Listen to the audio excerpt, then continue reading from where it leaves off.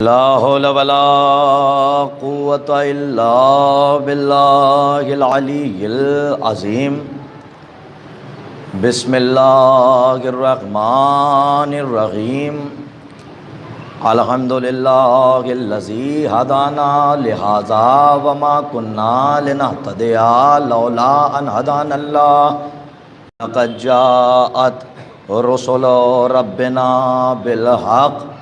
الصلاۃ والسلام وتحیۃ والاکرام علی النبی الامی المکی المدنی الہاشمی القرشی المطلبی سیدنا و نبینا و شفیع ذنوبنا و حبیب قلوبنا مولانا مولا الثقلین جد الحسن والحسین محبوب مشرق والمغربین و کعبہ و قوسین ابی القاسم محمد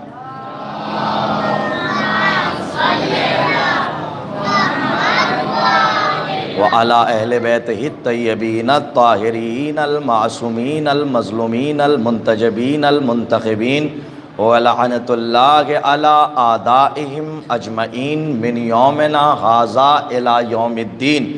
اما بعد فقد قال اللہ سبحانہ وتعالی فی محکم قرآنہ المجید وقولہ الحق بالحق. بسم اللہ الرحمن الرحیم. اطیعوا اللہ و اطیعوا الرسول و اولی الامر منکم. صدق اللہ العلی العظیم. صلوات بر محمد و آل محمد.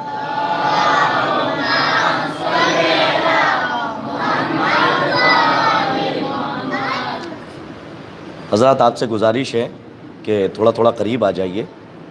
وہ جو نوجوان ہمارے بیٹھے ہیں وہ تھوڑا تھوڑا سا قریب آ جائیں.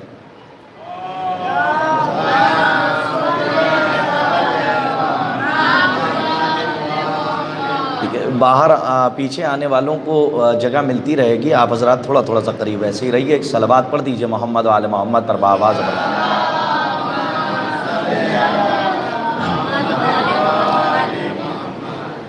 معزز سامعین کرام، لائق صد احترام صاحبان، تمام تعریفیں اس پروردگار کے لیے کہ جو کائنات کا خالق بھی ہے اور کائنات کا رازق بھی ہے. تمام حمد اس پروردگار کے لیے کہ جو صمد بھی ہے، لم یلد بھی ہے، ولم یولد بھی ہے، ولم یکن لہ کفوا احد بھی ہے.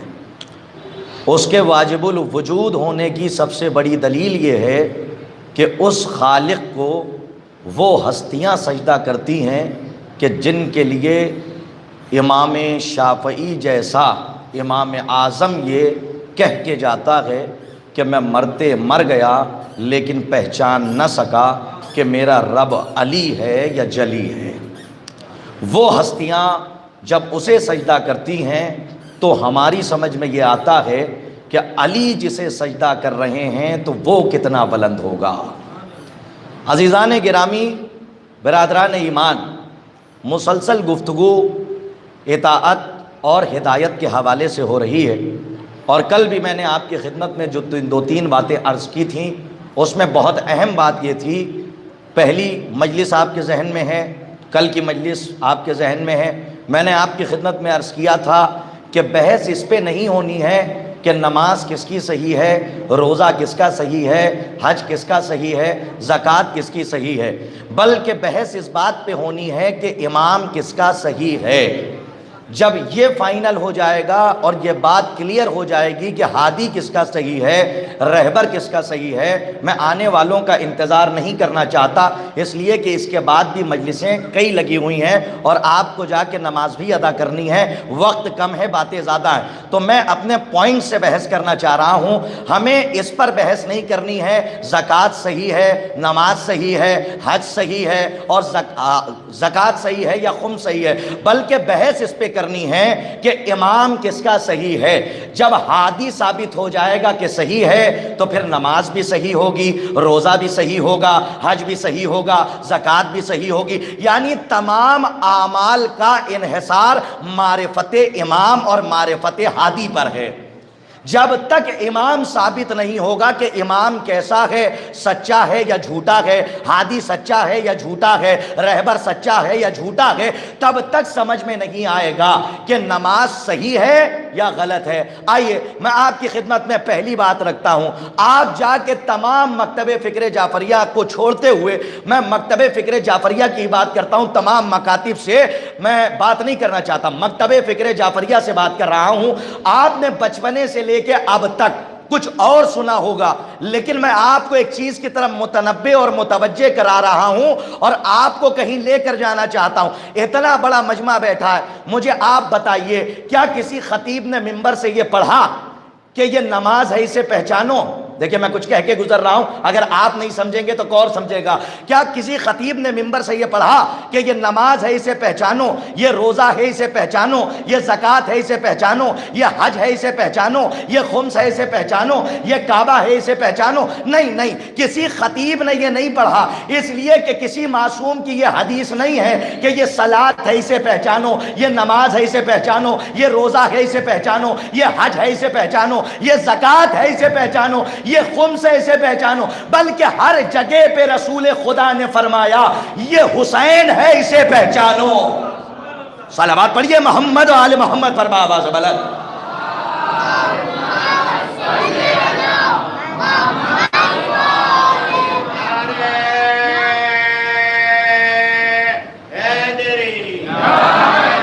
دیکھیے اگر آپ کی توجہات رہی تو انشاءاللہ آج ایسے موضوع پر بحث کرنا چاہتا ہوں کہ انشاءاللہ آج کچھ روایتیں ایسی یہاں سے لے کے اٹھیں گے کہ جس کے توثیقات عامہ اور توثیقات خاصہ کے راویان کے ذمہ دار میں ہوں۔ علم رجال کے جتنے علماء ہیں وہاں سے لے کر یہاں تک کی ذمہ داری کے ساتھ روایت آپ کی خدمت میں پیش کروں گا، لیکن اگر تھوڑی سی ذمہ داری آپ اپنی سمجھ لیں تو میں آپ کی خدمت میں یہ بات عرض کروں کہ کہیں پہ معصوم نے نہیں کہا کہ یہ نماز ہے اس کو پہچانو۔ توجہ ہے آپ کی کہ نہیں؟ مجمع میرے ساتھ رہے اس لیے کہ پلکیں نہ جھپکنے پائیں۔ میں کچھ بات کہنا چاہتا ہوں کہ یہ نماز ہے اسے پہچانو، یہ روزہ ہے اسے پہچانو، یہ زکوٰۃ ہے اسے پہچانو، یہ خمس ہے اسے پہچانو، نہیں، بلکہ ہر جگہ پہ کیا فرمایا؟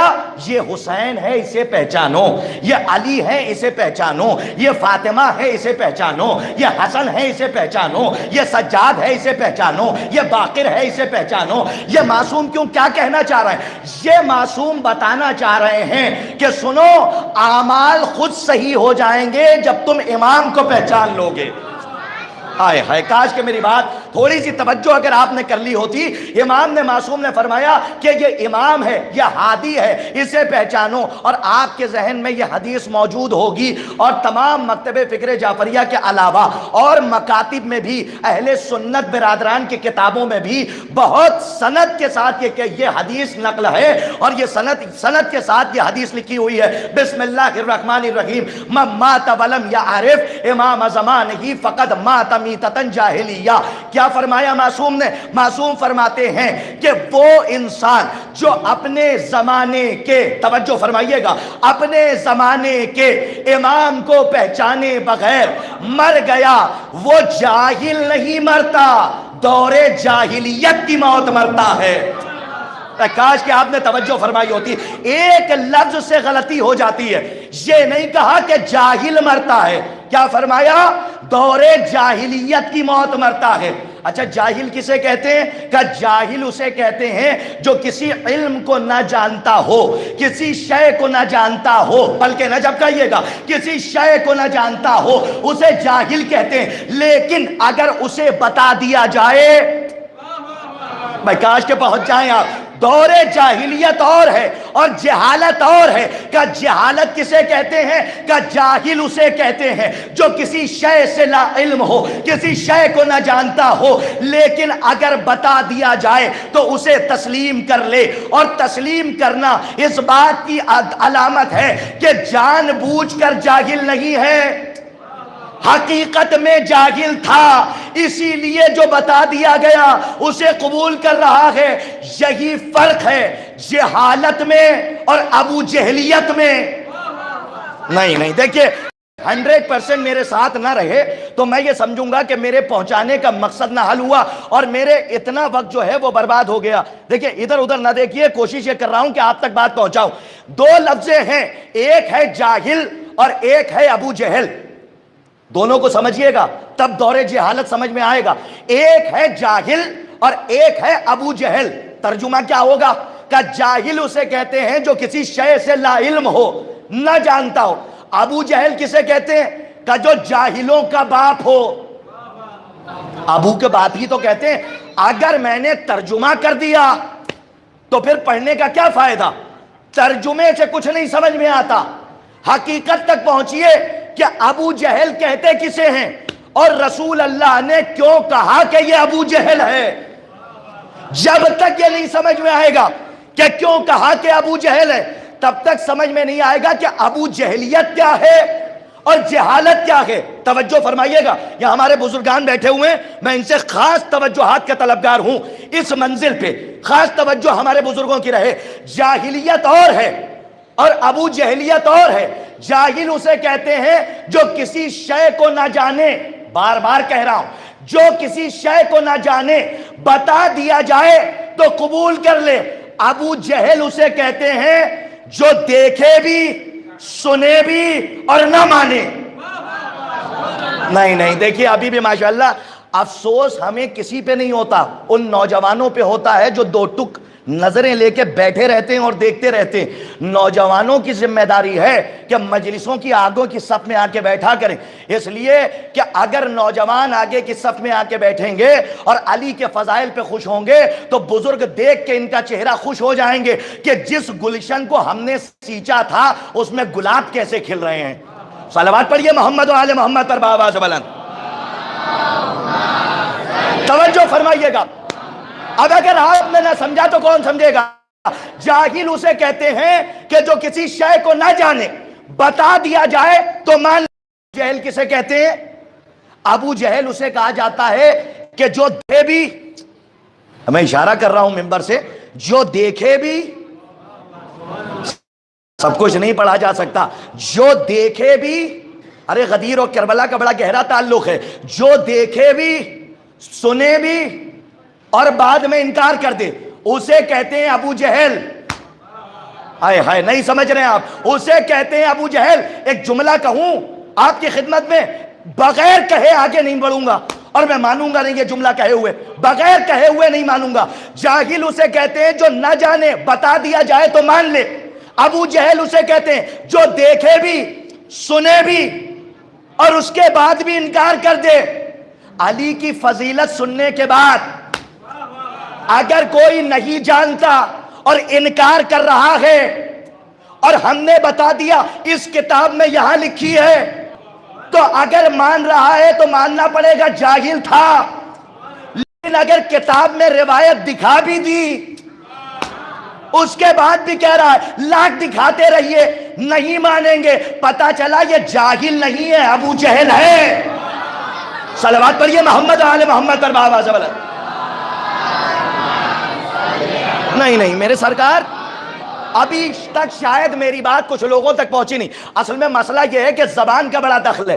میں بہت آسان لفظوں میں پہنچا رہا ہوں کہ جاہل اسے کہتے ہیں جو کسی شے کو نہ جانے بتا دیا جائے تو مان لے. ابو جہل اسے کہتے ہیں جو دیکھے بھی سنے بھی اس کے بعد بھی نہ مانے. کرتاس کربلائی کیا اپنی فکر سے قیاس کر کے پڑھ دیا؟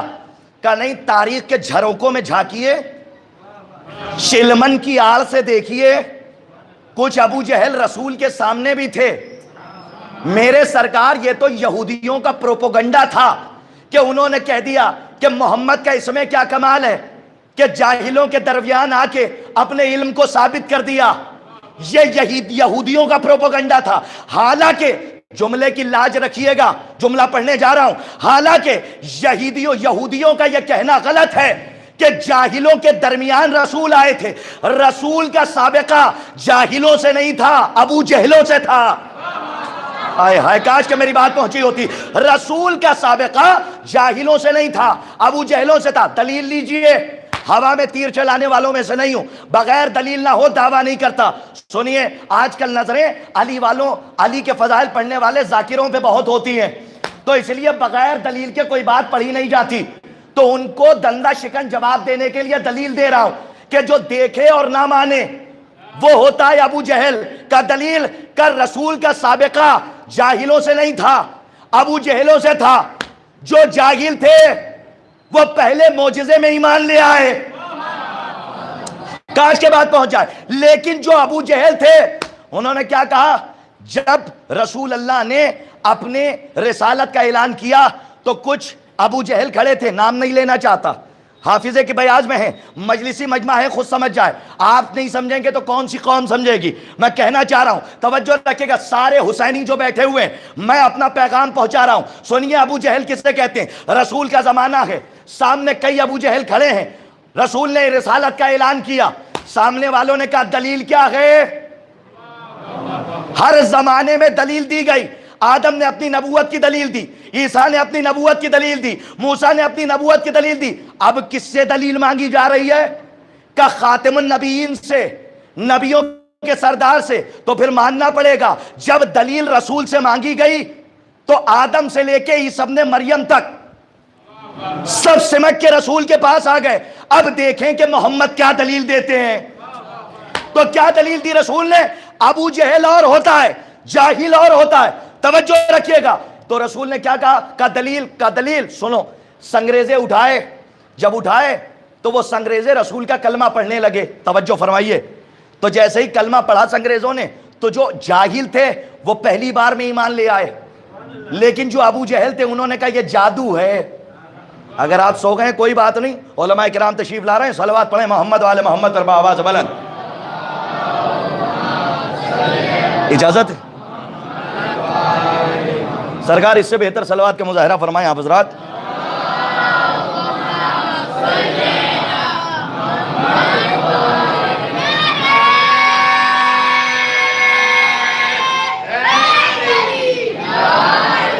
ہمارے محترم علی جناب مولانا حجت الاسلام والمسلمین علی عباس امید اعظمی صاحب قبلہ، مولانا حجت الاسلام والمسلمین علی جناب گلزار جعفری صاحب قبلہ، ہمارے دو بازو اس وقت یہاں پہ مضبوط ہیں، اور اس وقت مجھے آپ سے گفتگو کرنی ہے تو بڑی محتاط لفظوں میں گفتگو کروں گا، لیکن یہ سوچ کے کہ اس وقت وہاں ہوں کہ جہاں پہ فرزدق بیٹھتے ہیں تو امام نیچے بیٹھ کے سنتے ہیں، تو اس یقین کے ساتھ میں یہاں سے آپ کی خدمت میں بات عرض کر رہا ہوں۔ سرکار میں عرض یہ کر رہا تھا کہ جاہل اسے کہتے ہیں جو کسی شے سے لا علم ہو، لیکن اگر اسے اس شے کی معرفت کرا دی جائے تو اس کو قبول کر لے۔ ابو جہل اسے کہتے ہیں جو دیکھے بھی، سنے بھی اور انکار کر دے۔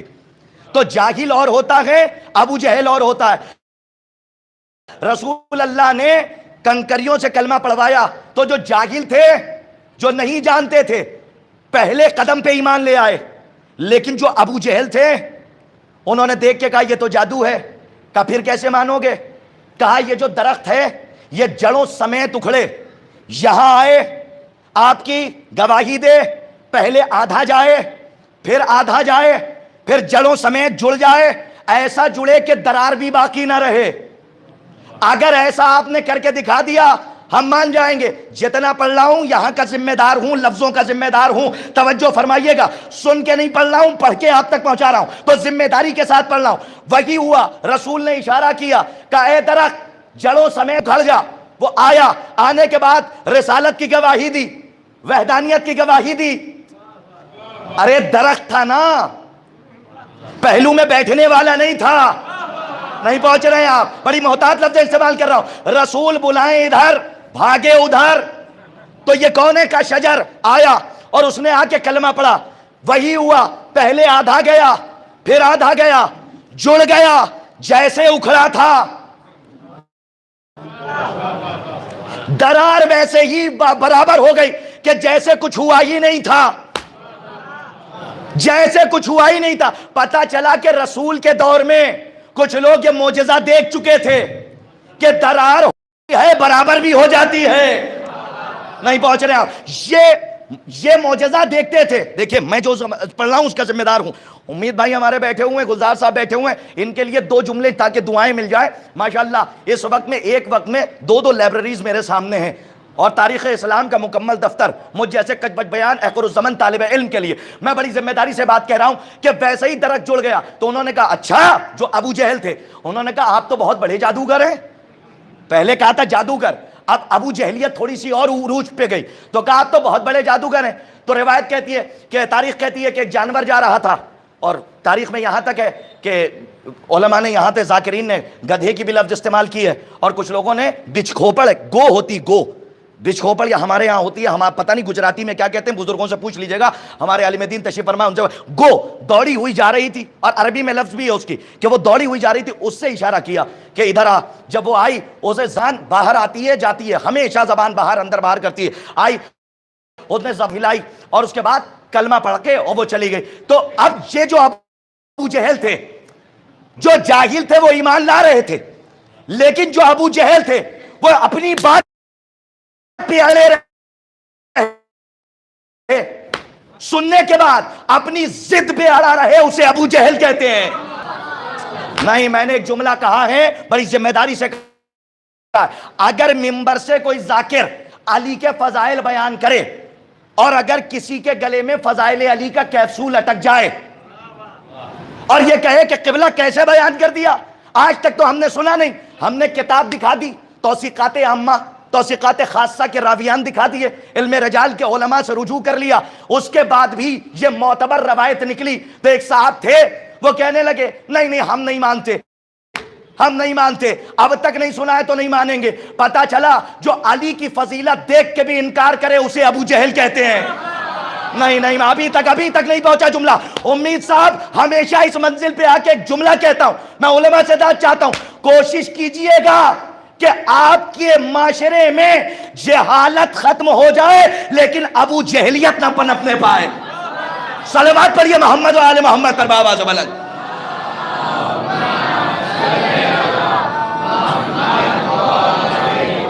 یہ بڑی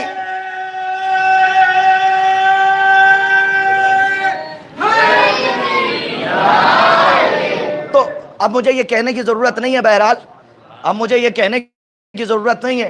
اب دیکھیے کوئی تحلیلی گفتگو ایسی نہیں ہے، افہام و تفہیم کی منزلیں ان کے لیے نہیں ہے، بطور تذکر ہوں. جو کچھ پڑھ رہا ہوں ان کے حافظے کی بیاض میں پہلے سے لکھا ہوا ہے. متنبع اور متوجہ ذاکر کرتا ہے تو وہ کلک ہوتے ہیں حرف، اور اس کے بعد باتیں ابھر کے آ جاتی ہیں تو یہ واہ واہ کر لیتے ہیں. لیکن اگر ان دونوں کے ہاتھ اٹھ گئے تو میں سمجھوں گا سب کے ہاتھ اٹھ گئے، عالم دین بیٹھے ہوئے ہیں. تو میں نے آپ کی خدمت میں عرض کیا کہ اگر امام ثابت ہو جائے گا تو اعمال صحیح ہو جائیں گے.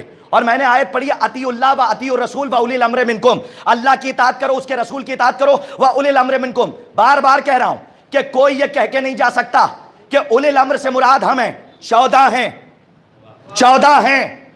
آپ کوئی یہ کہے کہ ہم بھی حکومت قائم کر سکتے ہیں حاکم ہے، اور یہ ترجمہ کر کے اپنے کو اس ٹکڑے میں داخل کر لے، ذمہ داری سے پڑھ رہا ہوں، تو یہ سمجھ لیجئے گا کہ وہ غلط ہے. اس لیے کہ اولی الامر وہی ہوگا جس کا سکہ یہاں بھی چلتا ہو وہاں بھی چلتا ہو.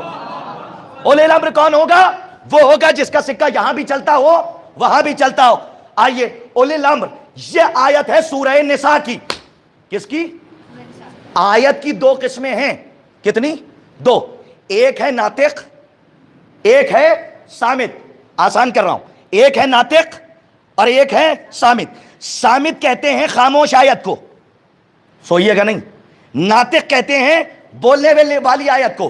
جو خاموش ہے وہ ہے تحریر میں، یا 120 صحیفے 4 آسمانی کتابیں، یہ سب ہیں کون کا خاموش آیتیں. کب بولنے والی کون؟ کب بولنے والی پہلی آیت کا نام ہے آدم. ارے علماء سے میں دعائیں چاہتا ہوں. بولنے والی پہلی آیت کا نام ہے اب اللہ نے جناب آدم کو زمین پہ بھیجا. کیا بنا کر بھیجا؟ ہادی بنا کر نا، ہادی بنا کر. تو مجھے یہ بتائیے، اعمال کا ڈنکا پیٹنے والے، امام کی معرفت کے بات نہ کرنے والے، جب ولایت اور امامت کی بات ہوتی ہے تو سر چھپا کے چلے جاتے ہیں اخلاق بھائی کے گلے میں ہاتھ ڈال کر. تو میں ان سے یہ کہنا چاہ رہا ہوں کہ بات اعمال پہ نہ ہو. دیکھیے علماء تشریف فرمائیں، میں کچھ باتیں ان کے لیے پڑھ رہا ہوں، یہ داد دیتے رہیں گے اپنے حساب سے. وہ لوگ یہ چلے جاتے ہیں کہ امامت اور ولایت پہ نہیں ہوگی. کہا کس پہ ہوگی؟ کہا نماز، روزہ، حج، زکات. ارے میرے سرکار کہیں پہ نہیں کہا معصوم نے یہ نماز ہے اسے پہچانو، یہ روزہ ہے اسے پہچانو، یہ زکات ہے اسے پہچانو. ہر جگہ پہ کہا یہ حسین ہے اسے پہچانو. بڑی ذمہ داری سے کہہ رہا ہوں، کہا یہ حسین ہے اسے پہچانو. یہ کیا کہہ رہے ہیں رسول؟ بتانا چاہ رہے ہیں سنو، اگر ہادی صحیح ہوگا تو اعمال صحیح ہوں گے، ہادی غلط ہوگا، امام غلط ہوگا تو اعمال غلط ہوں گے. پہلا ہادی کون ہے جو زمین پہ آیا؟ جناب آدم. پہلی آیت اللہ کی بولتی ہوئی آسمان سے آئی. جب پیکر بنایا پیکر بنایا. اتنی عبادتیں عزازیل نے کی تھیں، شیطان نے نہیں کی ہیں. بڑی محتاط لفظیں پڑھنے والوں میں سے ہوں، اس لیے کہ علماء کی نالین سیدھی کی ہے تو یہاں تک آیا ہوں. تو جو علماء سے سیکھا ہے وہی آپ تک پہنچا رہا ہوں. اگر کوئی ممبر سے یہ کہہ کے چلا جائے کہ خدا شیطان کا خالق ہے تو وہ غلط ہے. خدا شیطان کا خالق نہیں ہے، خدا جن کا خالق ہے. دیکھیں علماء بیٹھے ہیں یہاں پہ ماشاءاللہ، کم از کم یہ تو دعاؤں میں یاد رکھیں، شیطان کا خالق نہیں ہے. شیطان تو ایک صفت ہے جو عزازیل میں تکبر کرنے کے بعد پیدا ہوئی ہے، اور عزازیل کو خالق ہے. اگر شیطان کا خالق ہوگا تو کوئی بھی کہہ دے گا اس میں شیطان کی غلطی کیا ہے. جب پیدا ہی خالق کیا تھا، شیطان کیا تھا، تو اگر شیطنت آ گئی تو اس میں شیطان کی غلطی کیا ہے. شیطان، اللہ نے شیطان کو نہیں پیدا کیا، اللہ نے پیدا کیا عزازیل کو، جن کو. اور وہ اتنی عبادتیں کر رہا تھا، جنہ میں سے تھا، اور اللہ نے پروموشن کیا، اٹھا کے فرشتوں کی صف میں بٹھا دیا. جانتا ہے کہ انکار کرے گا. ایک سوال کروں آپ سے، علماء بیٹھے، یہ بتائیے کہ جب اللہ نے کہا کہ میں آدم کے پیکر میں روح پھونک دوں تو تم سب سجدے میں چلے جانا، تو سب گئے، کون نہ گیا؟ بولتے آؤ نا، کون نہ گیا؟ ابلیس نہیں گیا. یہ بتائیے اتنا بڑا مجمع ہے، کیوں اللہ نے کہا کہ تو مردود بارگاہ ہو جا؟ کیا اس نے توحید کا انکار کیا تھا؟ امامت پہ بات کر رہا ہوں، ہادی پہ بات کر رہا ہوں، توجہ رکھیے گا. سجدہ نہ کرنے کی وجہ سے شیطان ہوا، مردود بارگاہ ہوا ہے. یہ شیطان کیوں بنا بتائیے؟ سجدہ نہ کرنے کی وجہ سے. کہا نہیں میرے سرکار، سجدہ نہیں کرنے کی وجہ سے اگر کوئی یہ کہے کہ سجدہ نہیں کیا تو اللہ نے کہا مردود بارگاہ ہو جا، تو ایک جملہ کہہ جاؤں، اگر سجدہ نہ کرنے کی وجہ سے عزازیل ابلیس ہوا تو اپنے گریبان کے 2 بٹن کھول کے جھانکیے. جب میں پڑھ لے جاؤں تب بولیے گا. اپنے گریبان کے 2 بٹن کھول کے جھانکیے کہ آپ نے کتنے سجدے قضا کر دیے. سجدہ نہ کرنے کی وجہ سے وہ ابلیس نہیں بنا ہے. اگر سجدہ، جملے کی داد چاہتا ہوں، اگر سجدہ کرنے کی وجہ سے، نہ کرنے کی وجہ سے ابلیس بنا ہے، اگر سجدہ کرنے کی وجہ سے احترام ہوتا ہے اور نہ کرنے کی وجہ سے لعنت ہوتی ہے، تو پھر مجھے کہنے دیجئے کہ سجدہ کرنے کی وجہ سے، جیسے آپ یہ سمجھ رہے ہیں نہ کرنے کی وجہ سے ابلیس ہوا، تو پھر سجدہ کرنے کی وجہ سے شیطان سے زیادہ سلام کا کوئی مستحق ہی نہیں ہوگا. نہیں مولا آپ کو آباد ہے کہ میری بات مکمل ہو، اس لیے کہ کوئی کتنے سجدے کر ڈالے لیکن شیطان کے برابر نہیں کر سکتا، کیونکہ اتنی عبادتیں کی ہیں. تو پتا چلا، جملہ یاد رکھیے گا، کہ پتا چلا سجدہ نہ کرنے کی وجہ سے نہیں، سجدہ نہیں کیا اس نے. میں نے کہا پروردگار بخش دے، اتنے کیے ہیں، ایک نہیں کر رہا ہے تو بخش دے. کہا تم سمجھے نہیں کرتاس کربلائی، آواز غیبی آئے، تم سمجھے نہیں، انی عالم و ما لا تعلمون، جو میں جانتا ہوں وہ تم نہیں جانتے. کہا کیا پروردگار؟ کہا سجدہ تو کرے گا یہ، اور کہہ بھی رہا ہے کہ میں مانتا ہوں، لیکن کہہ کیا رہا ہے؟ تو نے اسے مٹی سے بنایا، سوئیے گا نہیں، مجھے آگ سے بنایا، آگ مٹی سے افضل ہوتی ہے، اس لیے میں یہ اس کے سامنے سر نہیں جھکاؤں گا. میں نے کہا پروردگار سجدہ نہیں کیا، بخش دے. کہا تم سمجھے نہیں کرتاس کربلائی، سجدہ نہ کرنے کی وجہ سے ابلیس نہیں ہے، سب کچھ کیا، اپنے زمانے کے ہادی کا انکار کر گیا. نہیں پہنچا میرا جملہ. اس نے سب کچھ کیا، اپنے زمانے کے ہادی کا انکار کر گیا. اچھا کچھ لوگ جن کے دیدے پتھرا نہ پائیں، جو 2 ٹوک ہو کے دیکھ رہے ہیں، عالم تذبذب میں ہیں، میں ان کو عالم یقین میں لا کے کھڑا کر دوں آسانی سے. اللہ نے کہا سجدہ نہ کرنے کی وجہ سے یہ ابلیس نہیں ہوا. کہا پھر کیوں ہوا؟ کہا اس لیے کہ سب کچھ کیا، وحدانیت کا اقرار بھی کیا، نماز بھی پڑھی، لیکن سب کچھ کرنے کے بعد اپنے زمانے کے ہادی کا انکار کر گیا، تو اسے میں نے مردود بارگاہ کر دیا. اللہ نے کہا سنو، اگر آج میں نے ابلیس کو بخش دیا، نہیں اگر نہ پہنچے تو میری محنت کا گلا گھٹ جائے گا. میں اتنی دور آیا ہوں صرف ایک جملے کے لیے. اگر میں قانون بنا رہا ہوں، روزے اول سے پہلا خلیفہ بھیج رہا ہوں، پہلا ہادی بھیج رہا ہوں، قانون بنا رہا ہوں، اگر میں نے آج پہلے خلیفہ پہلے ہادی کے انکار کرنے والے کو بخش دیا. آج سے میں قانون کا ایک کانٹا ان کی گردن میں ڈال رہا ہوں، اور وہ قانون یہ ہے کہ سب کچھ شیطان نے کیا. اپنے زمانے کے ہادی کا انکار کر گیا، نماز بھی بیکار، روزہ بھی بیکار، حج بھی بیکار، یعنی تمام اعمال بیکار. پتا چلا اللہ نے قانون بنایا جو سب کچھ کرے، اپنے زمانے کے ہادی کو نہ مانے تو اعمال قبول نہیں ہوتے. اللہ نے کہا آج اسے نہ بخش کے کل ہٹاؤ. صلوات پڑھیے عظمت اہل بیت پر بآواز بلند.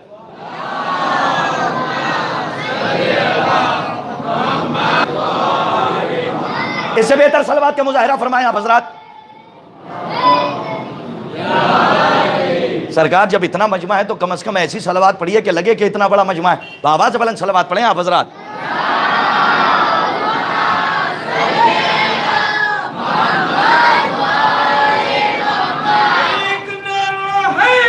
قبلہ ملاحظہ فرمائیے گا، میں حق ہے دل، میں آپ کی خدمت میں ایک نتیجہ دینا چاہتا ہوں کہ ایک ہوتی ہے بولتی ہوئی آیت اور ایک ہوتی ہے خاموش آیت.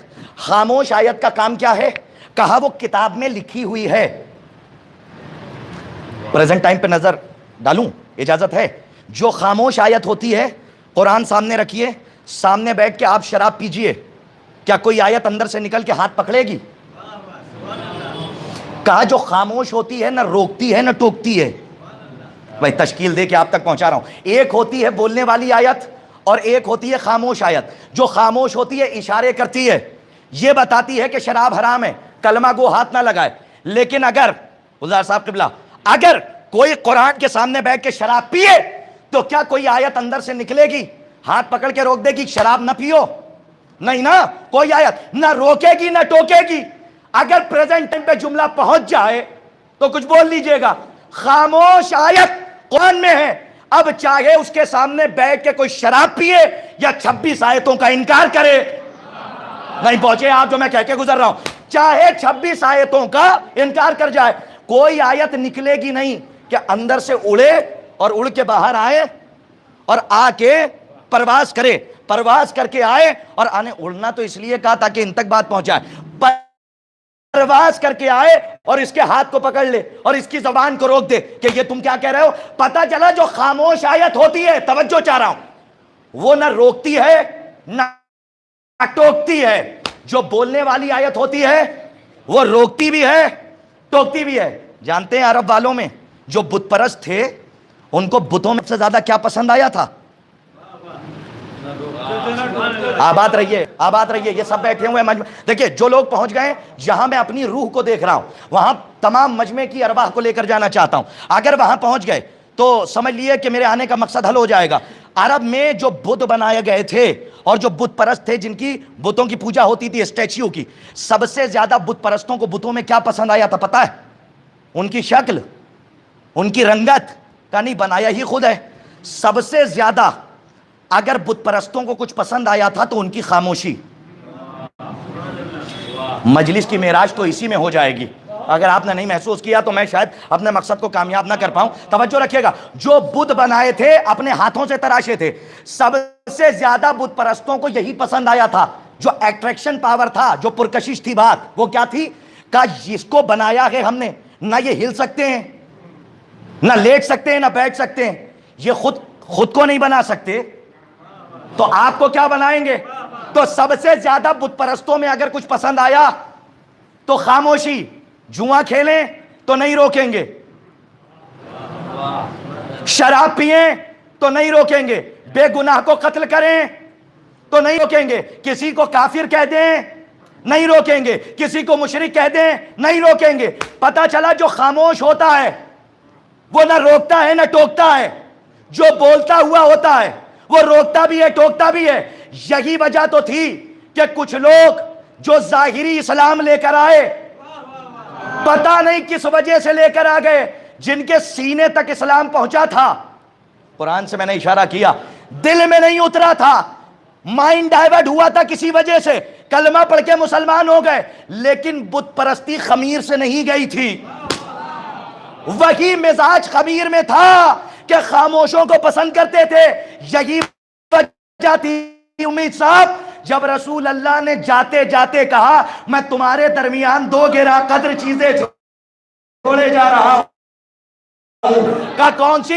کا ایک اہل بیت. جملہ بڑا کہنے جا رہا ہوں, ایک اہل بیت. اگر ان دونوں کے ہاتھ اٹھ گئے میں سمجھوں شاید کوئی بات ہو. یہ دونوں توجہ فرمائے گا, جاتے جاتے کہا میں تمہارے درمیان دو گرا قدر چیزیں چھوڑے جا رہا ہوں, ایک اہل بیت, ایک کتاب یعنی قرآن, ایک خاموش آیت, ایک بولتی ہوئی آیت. جن کے اندر پہلے سے بت پرستی تھی انہوں نے بڑھ کے کہا یا رسول اللہ ہمارے لیے قرآن کافی ہے.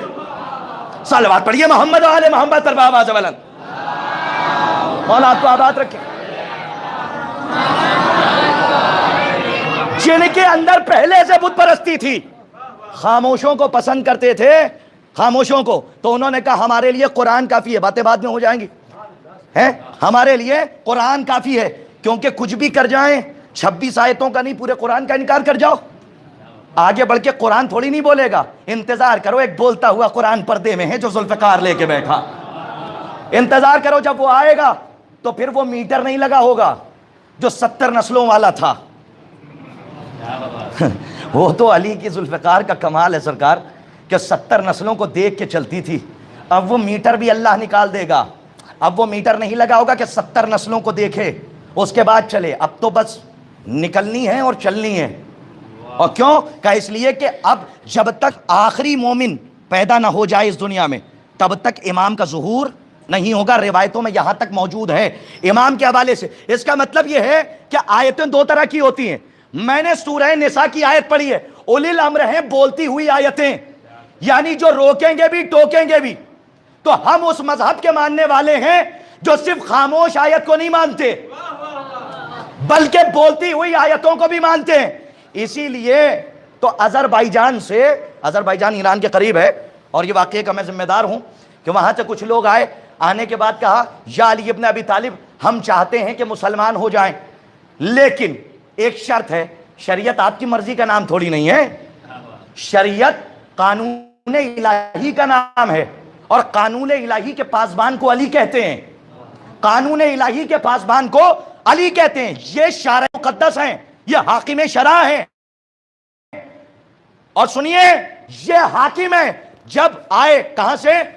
ایران کے پاس ایک شہر ہے, کیا کہتے ہیں اس کو, ابھی میں نے نام لیا, آذربائیجان. آذربائیجان سے کچھ لوگ, امید بھائی بڑی عجیب بات کہنے جا رہا ہوں کہ آئے روکنے ٹوکنے والی بات, آئے آنے کے بعد کہتے ہیں یا علی ہم چاہتے ہیں کہ ہم مسلمان ہو جائیں.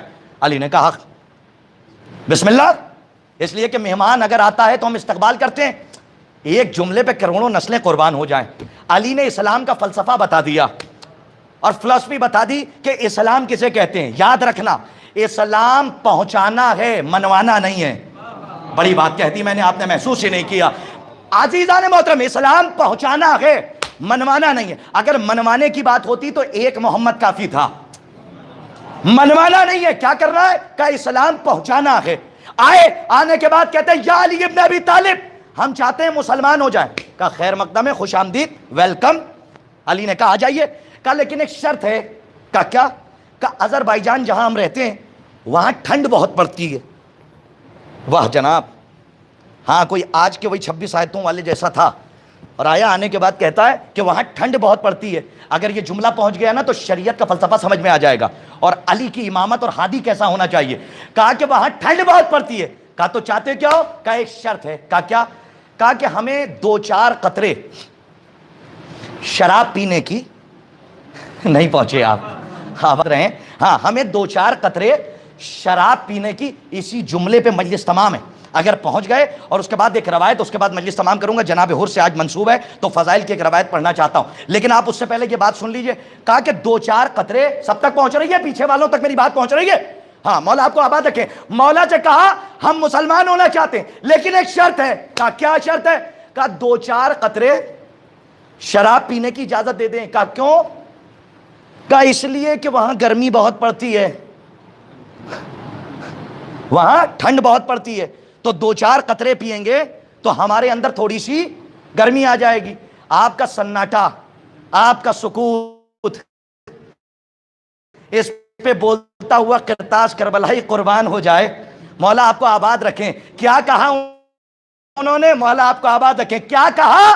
کہا کہ اتنی اجازت دے دیجئے شراب پینے کی. کیا خوبصورت جواب علی نے دیا. محمد آل محمد تربا آواز بلند.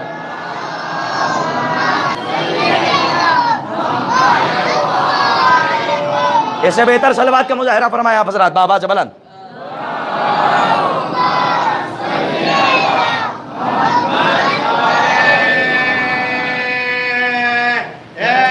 یا علی مدد. کہا کس نے کہا ہے کہ تم مسلمان ہو جاؤ؟ اسی لیے رسول نے کہا تھا کہ میں صرف تمہارے درمیان خاموش آیتیں نہیں دے کر جا رہا ہوں، سامت نہیں ناطق بھی دے کر جا رہا ہوں. جب تم اس خاموش کے اشارے کو نہ سمجھ پاؤ تو بولتے ہوں کے دروازوں پر آ جانا. یہی وجہ تو ہے کہ آیتوں کا ترجمہ جو لوگ نہ بدل پائے تو تفسیر بدل دی، آیتیں نہ بدل پائے تو ترجمہ بدل دیا. لیکن آیتیں جو اپنی جگہ پہ ہیں وہ محفوظ ہیں. ایک جملہ کہہ جاؤں عزیزان محترم، یہ سامت آیتیں اور ہیں، ناطق وہ ہیں جو روکتی بھی ہیں ٹوکتی بھی ہیں. تو یہ ہیں کون؟ کا اولی الامر. سورہ نساء کے بعد ایک آیت پڑھ کے مجلس تمام کر رہا ہوں. یہ ہے سورہ نساء کی آیت اطیعوا اللہ و اطیعوا الرسول و اولی الامر منکم، کہ اولی الامر کی بھی اطاعت واجب ہے. آخری آیت مجلس تمام ہے. یہ ہے سورہ نساء کی آیت. توجہ فرمائیے گا. اب میں پڑھنے جا رہا ہوں سورہ محمد کی آیت. سورہ محمد کی آیت سنیے. سورہ محمد میں ارشاد ہوا بسم اللہ الرحمن الرحیم اطیعوا اللہ و اطیعوا الرسول ولا تبطلوا اعمالکم. سورہ محمد میں بھی وہی ہے، سورہ نساء میں بھی وہی ہے. آخر میں جا کے ایک لفظ تبدیل کی گئی ہے. سنیے گا. میں ابھی الجبرا سے بھی کوشش کرتا ہوں کہ ثابت کر لے جاؤں، جو ہمارے 8 کلاس کے اسٹوڈنٹ بیٹھے ہوں گے ان تک پہنچ جائے گی بات. سورہ محمد میں کیا ہے؟ اطیعوا اللہ، پل کے نہ جھپکائیے گا، اطیعوا اللہ و اطیعوا الرسول ولا تبطلوا اعمالکم. سنو، اللہ کی اطاعت کرو، اس کے رسول کی اطاعت کرو. ولا تبطلوا اعمالکم، اپنے عمل کو باطل نہ کرو. ترجمہ ہو گیا؟ اپنے عمل کو برباد نہ کرو، اپنے عمل کو خسارے میں نہ ڈالو. گلزار صاحب بیٹھے ہوئے ہیں، امید صاحب بیٹھے ہوئے ہیں، ان کے لیے ایک جملہ پڑھنا چاہتا ہوں، دعا میں یاد رکھیے. ایک آیت قرآن میں اور ہے بسم اللہ الرحمن الرحیم ان الانسان لفی خسر الا الذین آمنوا وعملوا الصالحات.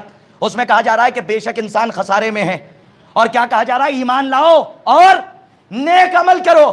پتہ چلا ایک آیت وہ ہے جس میں عمل کی دعوت دی جا رہی ہے. بھائی میں دعائیں چاہتا ہوں. لیکن سورہ محمد کی یہ جو آیت ہے وَلَا تُبْتِلُوا أَعْمَالَكُمْ، یہ بتا رہی ہے وہاں اعمال کرنے کی دعوت ہے، یہاں تحفظ عمل کی دعوت ہے. نہیں پہنچے آپ؟ صرف عمل نہیں کرنا ہے بلکہ عمل کی حفاظت بھی کرنی ہے.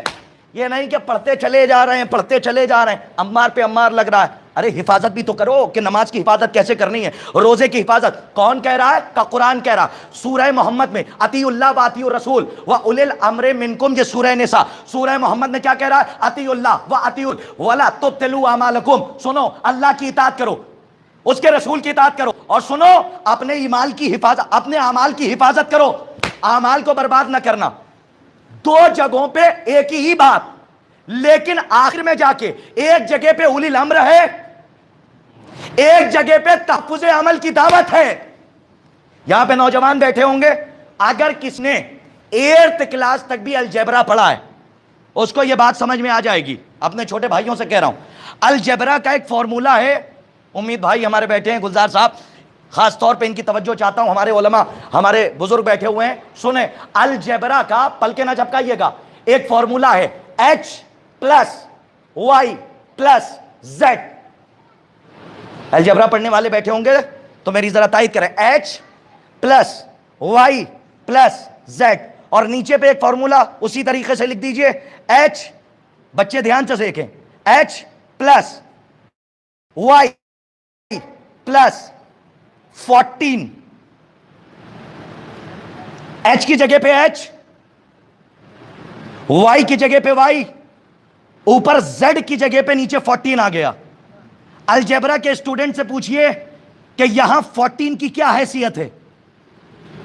تو یہ کہیں گے یہاں 14 کا وہی لیول ہے جو اوپر زیک کا ہے. پتا چلا کہ 14 کے چہرے سے پردہ اٹھا کر اس زیک کو تلاش کرنا ہے جو اوپر ہے. یعنی اوپر ہے زیک اور نیچے ہے 14، لیکن 14 کا لیول وہی ہے جو اوپر زیک کا ہے. لیکن ایچ کی جگہ پہ ایچ، وائی کی جگہ پہ وائی. سورہ محمد میں کیا کہا؟ اطیعوا اللہ ایچ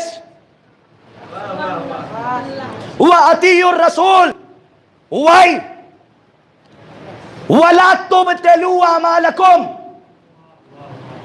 اپنے اعمال کی حفاظت کرو زیڈ. سورہ نساء میں کیا ہے؟ کہ اطیعوا اللہ ایچ، اطیعوا الرسول وائی. اب نیچے آ کے کیا کہا؟ کہ پلس ایچ کی جگہ پہ ایچ، وائی کی جگہ پہ وائی، نیچے زیڈ کی جگہ پہ کہا وَأُولِي الْأَمْرِ مِنْكُمْ. اب پوچھو نیچے جو 14 آیا ہے اس کا کیا مطلب ہے؟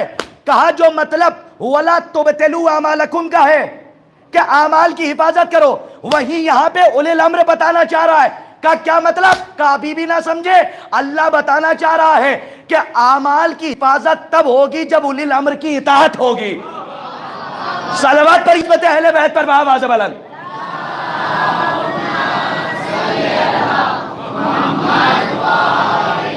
بس عزیزان محترم،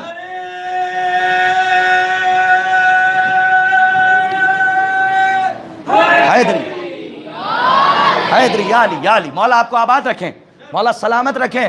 ہاں عظیم آدمی صاحب مجھے یاد آ گئے، ایسی باتیں بیٹھے ہوئے ہیں. نشہ مودت ہزار افشا ہو، آپ کی پاک فکروں پر کسی ناپاک آواز کا سایہ نہ پڑنے پائے، آپ کے مکروہ سماعتوں پر کسی مکروہ آواز کا سایہ نہ پڑنے پائے. ہمیشہ ولایت علی سے آپ کے ایمان کے شجر سرسبز و شاداب رہیں. جب آپ کا تبسم علی کے فضائل پہ کہوں کہ معراج پہ جائے تو حرملہ زادوں کے کلیجے چھلنی ہو جائے ہیں. تو اس لیے میں ایک بات کہہ رہا ہوں اور آخری بات، مجلس تمام ہے، مجلس تو یہیں پہ تمام ہے. آج کی تاریخ جو منسوب ہے وہ کس سے منسوب ہے؟ کہ مولا کے غلام سے، جو 8 محرم تک وہاں رہا، 9 محرم تک. شب عاشور اپنی زندگی کا فیصلہ اس نے کیا. مجھے ایک شعر یاد آ رہا ہے، آپ کا ہی شاید غالباً، کہ ذرا سوچو، اوپر کا مصرع ترمیم دے کے پڑھتا ہوں. ذرا سوچو شب عاشور سے عاشور کا منظر، حیات حر ابھی کیا تھی، حیات حر ابھی کیا ہے. آپ تو ماشاءاللہ دیکھیں، میں شعر پڑھتا نہیں ہوں اس لیے کہ نقص مانا جاتا ہے کہ شاعری کے میدان میں ہو اور مجلس، لیکن علماء فرماتے ہیں، ہمارے ذاکرین فرماتے ہیں، ہمارے اساتذہ کہتے ہیں اگر کسی بات میں حسن پیدا کرنا ہو تو 2-4 مصرے پڑھے جا سکتے ہیں. تو جناب حر کے لیے میں ایک شعر پڑھنے کی اجازت چاہ رہا ہوں اگر آپ کی اجازت ہو، کیونکہ آج جناب حر سے منسوب تاریخ ہے. آ گیا حر بھی خطائیں بخشوانے کے لیے. اگر آپ نہ بولے تو میں کیا کروں، میں پڑھتا نہیں ہوں لیکن پڑھ کے جا رہا ہوں. آ گیا، یہ راستہ بھی ہمیں ہمارے برادر بزرگ نے دیا ہے اس لیے میں پڑھ رہا ہوں کہ آ گیا حر بھی خطائیں بخشوانے کے لیے ہو گئی تیاریاں. گلزار جعفری صاحب میں بہت معذرت کے ساتھ پڑھ رہا ہوں. آ گیا حر بھی خطائیں ایک روایت کے لیے آمادہ کر رہا ہوں. آ گیا حر بھی خطائیں بخشوانے کے لیے ہو گئی تیاریاں جنت میں جانے کے لیے. فکر کا طائر جو عاشورہ کو پہنچا عرش پر، لوٹ کر آیا زمین پر یہ بتانے کے لیے. میں نے پوچھا کیا ہوا؟ اس نے کہا مت پوچھئے، ایک بڑا پیغام ہے سارے زمانے کے لیے. میں گیا تھا عرش پہ جنت میں جانے کے لیے، کربلا جنت گئی تھی حر کو لانے کے لیے.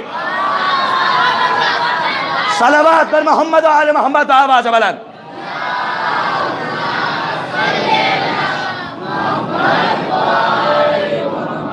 بھئی یہ پیچھے والے صلوات کیوں نہیں پڑھتے؟ صلوات پڑھیے بآواز بلند آپ حضرات.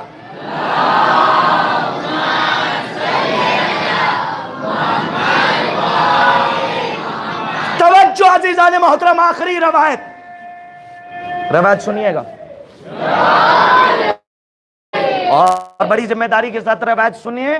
جناب حر جری، میں نے اس سے بھی کہا، اس سے پہلے بھی کہا کہ جتنے بھی راویان ہیں ان تک کی ذمہ داری لے کے، یہاں سے لے کے حوض علمیہ نجف اشرف تک کی ذمہ داری ہے. بچے تھوڑی دیر خاموش رہو.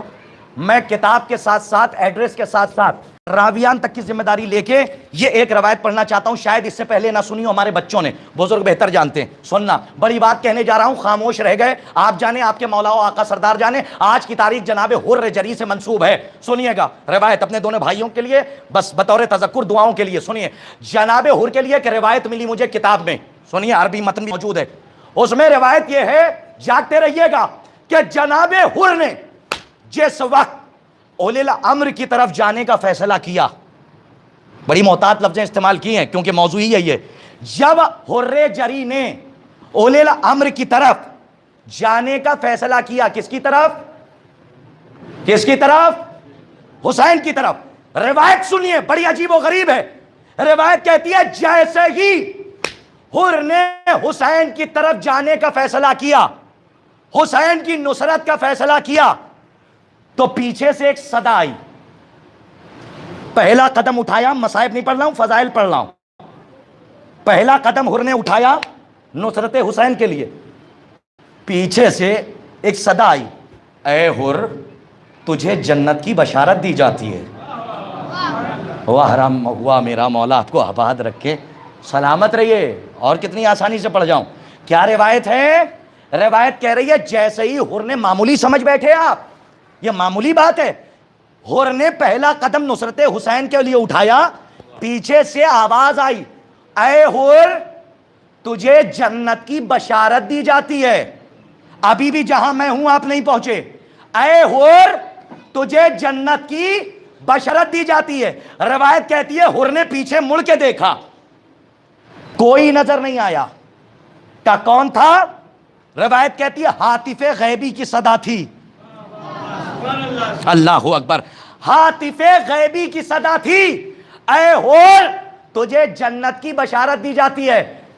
خدائے حسین کا واسطہ بات پہنچ جائے تو قبول کرتے ہوئے پیچھے والے اشارہ کر دے کہ اے حر تجھے جنت کی بشارت دی جاتی ہے۔ کیا پہنچ گئے حر حسین کیا؟ کہا ابھی پہنچے نہیں ہیں، پہنچا لے جاؤں، ابھی تو ارادہ کیا ہے۔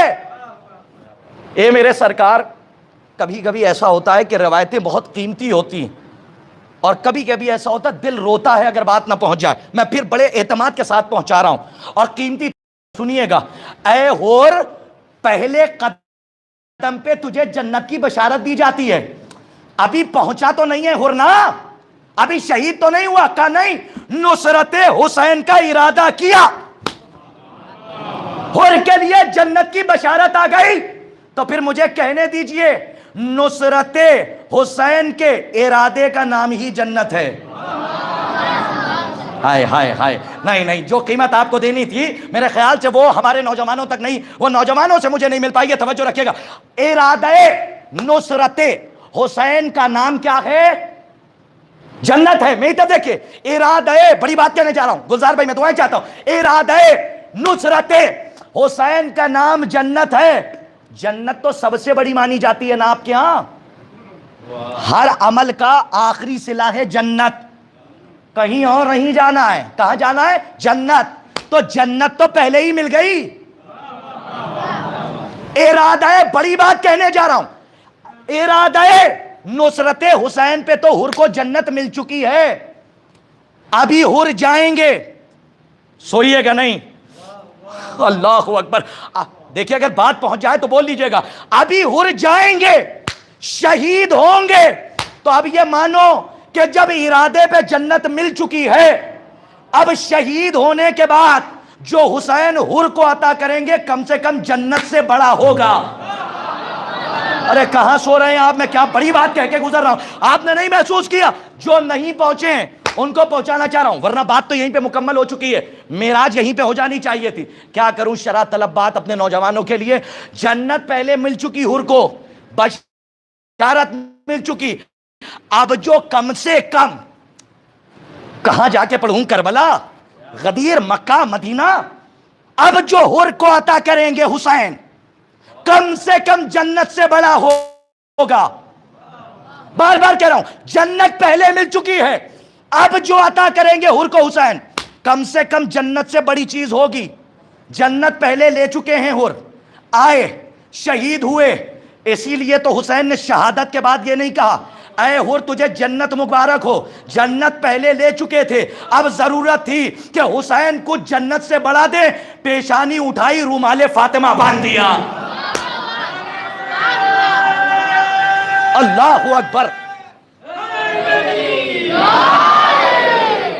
پیشانی پہ حر کی رومال فاطمہ باندھا، اس لیے کہ حر کو جنت مل چکی تھی۔ ارادہ نصرت حسین کا نام جنت ہے۔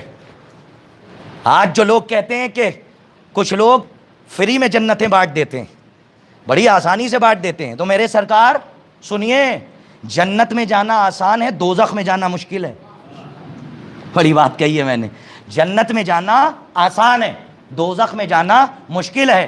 ہائے ہائے، مولا آپ کو آباد رکھیں۔ سنیے، جنت میں جانے کے لیے غلام حسین بننا ہے اور جنت چلے جاؤ، اور دوزخ میں جانے کے لیے یزید کے کرائے کے ٹٹو بننا ہے۔ ہاں، کرائے کے ایسے سپاہی کہ جو کرائے کے بکے ہوئے، وہ بننا ہے۔ اس کے بعد بھی بڑے جد و جہد کرنا، پتہ نہیں کس وقت میں ایمان لے آؤ اور تم پہ جنت واجب ہو جائے۔ ارادہ نصرت حسین کا نام جنت ہے۔ اب حر کی پیشانی پہ اگر حسین کچھ باندھیں گے تو وہ رومال سیدہ ہوگا۔ اے حر تجھے مبارک ہو وہ تبرک جو کسی نبی کو حسین نے نہیں دیا۔ اللہ، کیا مہمان نوازی ہے میرے امام کی، کیا مہمان نوازی ہے۔ اے حر تو وہی تو ہے کہ جس نے حسین کا راستہ روک لیا تھا اور لجام فرس امام حسین پہ تو نے ہاتھ ڈالا تھا۔ یہ امامت کی بارگاہ میں بہت بڑی گستاخی تھی۔ اے حر تجھے اسی حسین نے تو پانی پلایا تھا، لیکن ذرا حر دیکھ کے امام کسے کہتے ہیں۔ جب تو ہاتھوں کو جوڑ کے امام کی بارگاہ میں آیا تو امام حسین نے یہ نہیں کہا اے حر میں نے تجھے پانی پلایا تھا یاد ہے، نہیں، یہ جو دے دیتے ہیں اس کے بعد دے کے جتاتے نہیں ہیں۔ یہ ابو طالب کا گھرانہ ہے، یہ فاطمہ کا لال حسین ہے۔ ارباب عذاب بہت بڑی گستاخی تھی، بہت بڑی گستاخی کہ جناب حر نے، کچھ علماء کہتے ہیں کہ لجام فرس تک پہ ہاتھ ڈال دیا تھا۔ تو امام حسین نے کیا کہا تھا، اے حر تیری ماں تیرے غم میں بیٹھے، جن کے دلوں تک جملہ پہنچ جائے وہ دہاڑے مار کے روئیں۔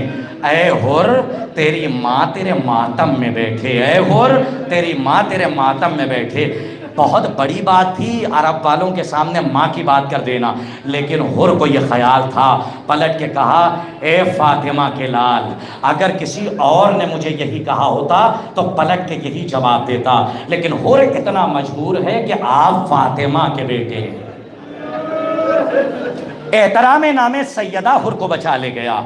اللہ آپ کو کوئی غم نہ دے سوائے غم مظلوم کربلا۔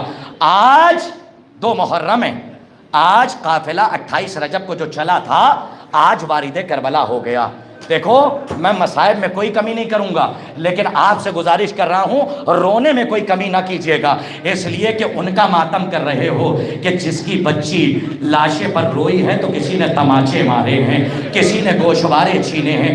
ارباب عذاب جائیے، جیسے آپ زیارت عاشورہ پڑھتے ہیں جا کے زیارت ناہیہ پڑھیے۔ زیارت ناہیہ میں آپ کیا گریہ کریں گے، ہم کیا روئیں گے۔ 1000 عزاداروں کا ایک عزادار جو ابھی پردہ غیب میں ہے، آپ 2-4 گھنٹے رو کے تھک جاتے ہیں، لیکن امام کربلا کو یاد کر کے خون کے آنسو روتے ہیں۔ جو امام پردہ غیب میں ہے، امام فرماتے ہیں سلام ہو میرے وہ جد بزرگوار پر کہ جس کے بدن کا گوشت اس کی زنجیریں کھا گئیں۔ نہیں، رونے میں کوتاہی نہ کیجیے گا، یہی رونے کا حق ہے۔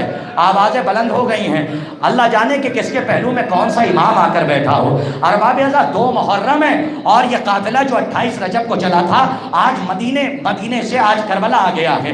روایت کہتی ہے کہ جب کربلا قافلہ آیا تو امام حسین سلجنا پر سوار تھے۔ تاریخ کہتی ہے کہ سلجنا آگے نہیں بڑھ رہا تھا۔ تاریخ میں دو موقع ہیں کہ جہاں پہ سلجنا آگے نہیں بڑھا۔ پہلا موقع تو یہ کہ جب 2 محرم کو یہ قافلہ وارد کربلا ہوا تو حسین کی سواری آگے نہیں بڑھ رہی تھی، اور دوسرا موقع وہ کہ جب عصر عاشور حسین خیمے سے رخصت ہو کے جا رہے تھے تو حسین کی 4 سال کی بچی انہی سموں سے لپٹی ہوئی تھی اور کہہ رہی تھی اے میرے بابا کے گھوڑے، میرے بابا کو نہ لے جا، صبح سے جو گیا ہے لوٹ کر واپس نہیں آیا۔ ارباب ازا دھارکتے شہزادی آپ کے پرسے کو قبول فرمائیں۔ ایک روایت سن لیجئے، اور مجلس سماع میں میرے سینے میں اتنی طاقت نہیں ہے کہ میں مفصل روایت پڑھوں۔ روایت کہتی ہے کہ جب یہ قافلہ آیا تو سلجنا آگے نہیں بڑھا، 7 گھوڑے تبدیل کیے امام حسین نے، اور جنہوں نے مولا حسین کی سواری کا انتظام کیا تھا وہ آگے بڑھے کہ کیوں گھوڑا آگے نہیں بڑھ رہا ہے۔ روایت کہتی ہے عباس آگے بڑھے، چاہا کہ گھوڑے کو آگے بڑھائیں لیکن گھوڑا آگے نہیں بڑھا۔ روایت کہتی ہے 7 سواریاں امام حسین نے بدلی۔ جب سواری آگے نہیں بڑھی تو ایک مرتبہ حسین کہتے ہیں عباس کیا کوئی قبیلہ آس پاس ہے، اسے بلا کے لاؤ، جانتے سب ہیں لیکن پوچھوانا اس لیے چاہتے ہیں اور بلانا اس لیے چاہتے ہیں کیونکہ حسین کو زمین خریدنی ہے۔ تو گئے، دیکھا تو قریب ترین قبیلہ تھا قبیلہ بنی اسد۔ قبیلہ بنی اسد کے لوگوں کو بلایا، ٹھہر جائیے گا، قبیلہ بنی اسد کے لوگوں کو بلایا، مولا عباس لے کر آئے۔ امام حسین نے کہا کہ اس زمین کا کیا نام ہے؟ کسی نے کہا اسے شط فرات کہتے ہیں، کسی نے کہا اسے نینوا کہتے ہیں۔ نہیں، مولا حسین نے کہا نہیں، اس کا کوئی اور بھی نام ہے؟ کہا آقا بس ہم اتنے ہی نام جانتے ہیں۔ کہا کیا تمہارے گھر میں کوئی ضعیف اور بوڑھا بھی ہے؟ کہا ہاں ایک ضعیف ہے۔ تاریخ کہتی ہے ایسا ضعیف تھا کہ جس سے خود سے چلا نہیں جاتا تھا، اسے پکڑ کے لوگ لائے۔ جب وہ آیا تو ایک مرتبہ حسین نے پوچھا آپ بتائیے کہ اس زمین کو کیا کہتے ہیں؟ ڈھارس مل جائے، آپ کے دل تک جملہ پہنچ جائے، شاید کوئی عزادار خاموش نہ رہے۔ عجیب فقرہ امام حسین نے پوچھا کیا اس زمین کو کوئی اور بھی نام ہے اس زمین کا؟ اس بزرگ نے ہاتھوں کو جوڑ کے کہا ہاں یبن رسول اللہ، ہم نے بزرگوں سے سنا ہے اس زمین کو کربلا کہتے ہیں۔ شہزادی آپ کی آوازوں پہ رحمت نازل کریں، شہزادی آپ کے گریوں کو قبول فرمائیں۔ کہا ہاں، کہا اسے کربلا بھی کہتے ہیں۔ بس ارباب ازا آخری فقرہ اور مجلس سماع میں تفصیل سے نہیں پڑھ سکتا۔ ایک مرتبہ امام حسین نے کہا خیمے یہی نصب ہوں گے، بس جیسے ہی یہ کہا کہ ہم قیام یہاں کریں گے تو اس ضعیف نے ہاتھوں کو جوڑ کے کہا آقا یہاں نہ قیام کریں، یہاں سے کہیں اور چلے جائیں، ہم نے بزرگوں سے سنا ہے کوئی نبی ایسا نہیں ہے جو کربلا سے گزرا ہو اور اس کا خون نہ بہا ہو۔ ہمارے بزرگوں نے بتایا ہے یہ زمین نبی اور نبی زادوں کے لیے صحیح نہیں ہے۔ امام حسین نے کہا تو نے بس اتنا سنا ہے؟ آگے حسین بتا رہا ہے یہ وہ زمین ہے کہ جہاں میرا بیٹا علی اکبر مارا جائے گا، یہ وہ زمین ہے جہاں میرا بیٹا علی اصغر مارا جائے گا، یہ وہ زمین ہے جہاں ہماری قبریں بنیں گی، یہ وہ زمین ہے جہاں ہمارے لاشیں پامال ہوں گے۔ اللہ اکبر۔ آخری جملہ مصائب تمام ہے۔ پہلا خیمہ نصب ہوا اور پہلے خیمے میں جیسے ہی جناب زینب گئی، آخری فقرہ، جناب اب طاقت نہیں ہے، جناب زینب گئی اور جانے کے بعد ایک مرتبہ تھوڑی دیر قیام کیا۔ جیسے ہی جناب زینب خیمے میں گئی تو عجیب سی آوازیں آ رہی تھی۔ جناب زینب نے اپنے بھیا عباس کو بلایا، کہا بھیا عباس جاؤ میرے بھائی حسین کو بلا لاؤ۔ جیسے ہی عباس گئے امام حسین کو طلب کیا، امام حسین سے جا کے کہا کہ بہن شہزادی بلا رہی ہیں۔ ارباب ازا امام حسین آئے، آنے کے بعد کہا اے میری ماں جائی کیا بات ہے؟ ابھی میری بات بنی اسد والوں سے تمام نہیں ہوئی ہے۔ جناب زینب نے کہا بھیا یہ کون سی جگہ پہ قیام کیا ہے؟ بھیا یہ کیسی زمین ہے؟ ارے جب سے اس خیمے میں آئی ہوں نشیب سے کسی بی بی کے رونے کی آواز آ رہی ہے، کوئی بی بی گریا کر رہی ہے۔ امام حسین نے کہا اے میری ماں جائی یہ ہماری ماں فاطمہ ہے، جنت البقیع سے حسین کے ساتھ آئی۔ سیعلم الذین ظلموا ای منقلب ینقلبون انا للہ و انا الیہ راجعون رضا بقضائہ و تسلیما لامرہ۔ ماتم مظلوم کربلا۔